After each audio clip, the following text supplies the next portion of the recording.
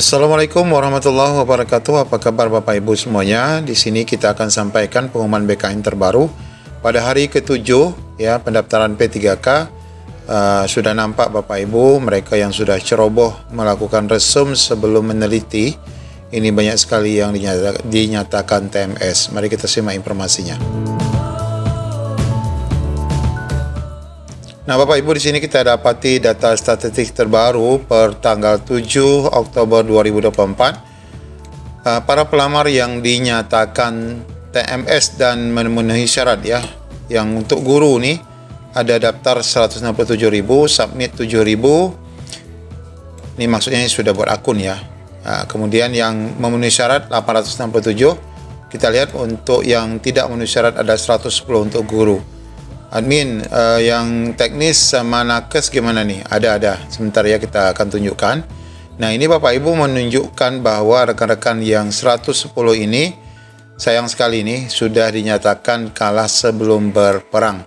Nah, sebelum kita tunjukkan data statistik untuk 7 Oktober bagi teknis dan nakes, kita sampaikan informasi terbaru juga ini Bapak Ibu dari BKN juga. Ini berkaitan dengan contoh penentuan kelulusan P3K honorer, jangan panik. Ya, kita baca ini dulu sebelum nanti kita lihat statistik untuk teknis dan nakes. Para honorer harus mengetahui cara menentukan kelulusan P3K khususnya di gelombang pertama, di mana diketahui pendaftaran akan ditutup nanti tanggal 20. Pendaftaran gelombang pertama ini menjadi jatah pelamar khususnya prioritas ya, yaitu P1 untuk guru dan D4 bidan, kemudian K2 serta non-ASN yang terdaftar di BKN. Di masa pendaftaran ini muncul beberapa keluhan dari honorer K2 yang mengaku tidak bisa mendaftar. Alasannya antara lain karena tidak ada formasi yang sesuai dengan ijazah. Merespon hal itu, Deputi Bapak Suharmen mengungkapkan bahwa sebenarnya formasi yang disediakan Pemda cukup banyak, baik untuk guru, teknis, dan nakes. Menurut Suharmen, honorer K2 tenaga teknis harusnya bisa terakomodasi pada P3K ini, karena sebenarnya banyak Pemda yang membuka formasi. Ini menurut Pak Suharmen ya. Asalkan honorer K2 tidak hanya fokus pada formasi di dinas asalnya saja, tetapi tetap melihat ya seluruh yang ada di Pemda itu ya. Suharmen menyarankan para honorer melihat peta formasi di dinas lain asalkan masih dalam satu pemerintah daerah yang sama. Nah, ini Bapak Ibu memang wacana untuk mengakomodir semua itu adalah dengan membuka atau tidak mengunci formasi di salah satu instansi saja.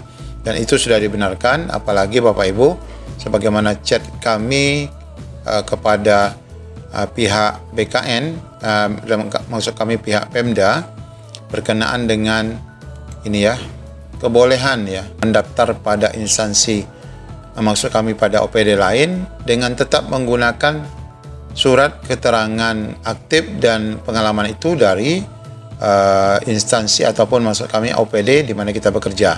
Assalamualaikum admin BKD, mohon bertanya, jika tidak ada formasi di tempat kerja kita, lalu jika memungkinkan ijazah kita linear, maka kita dapat melamar menggunakan kualifikasi yang kita miliki ke OPD lain. Nah, kira-kira bagaimana dengan syarat aktif bekerja dan pengalaman? Apakah itu menjadi persoalan karena kita aktifnya di kantor lain, kemudian melamar di OPD lain ataupun kantor lain?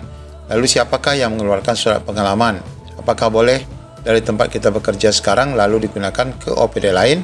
Nah, ini sudah terjawab oleh BKD bahwa jawabannya seperti ini.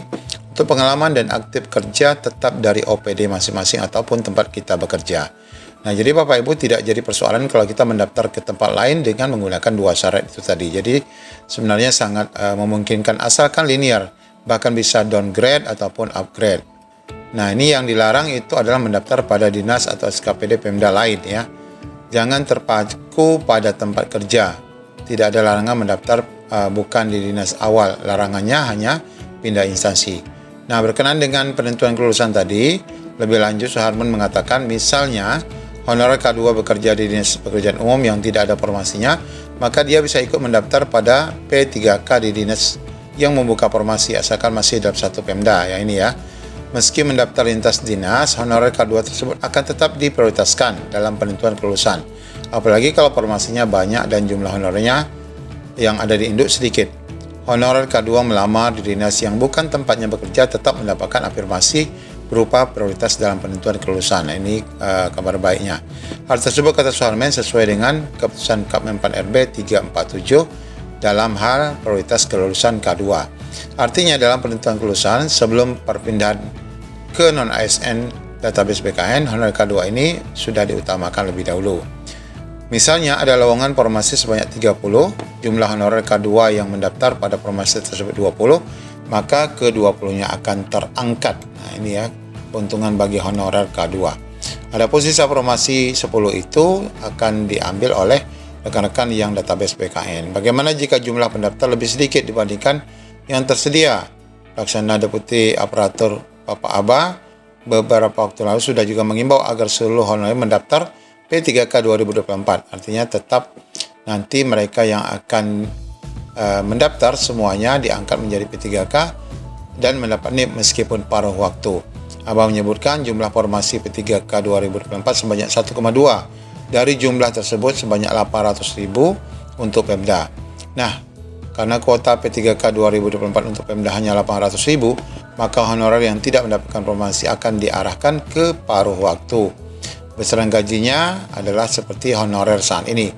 Ketika Pemda sudah mampu, maka akan diangkat menjadi full waktu. Jadi Bapak Ibu jelas lagi-lagi kita disuruh mendaftar sesuai kualifikasi. Jadi tidak perlu khawatir surat aktif, kemudian surat pengalaman itu tetap akan diakomodir ya Bapak Ibu. Namun ada juga yang bertanya apakah kami ketika sudah berhasil buat akun itu sudah bisa diangkat menjadi paruh waktu? Tidak ya Bapak Ibu. Karena memang yang dikatakan akan mendapatkan paruh waktu itu apabila mereka mendaftar lalu memilih formasi, ikut seleksi. Jadi setelah selesai rangkaian seluruhnya ya, tidak lulus baru dijadikan paruh waktu. Nah kemudian untuk data statistik nakes di Bapak Ibu ini lumayan sedikit ya, tapi karena memang yang submit baru 140, yang TMS cuma 4 ya. Tapi sayang juga ini TMS ya. Kemudian untuk tenaga teknis di sini kita lihat yang TMS 91 ya, yang submit 5.000, yang sudah memenuhi syarat 932 yang sudah diperiksa. Nah, semoga Bapak Ibu masuk pada yang verifikasi memenuhi syarat. Yang TMS ini sayang sekali ada 91 di pelamar teknis. Namun kita ketahui memang pelamar teknis ini paling banyak di antara yang lain. Demikian Bapak Ibu informasi yang dapat kami sampaikan. Assalamualaikum warahmatullahi wabarakatuh.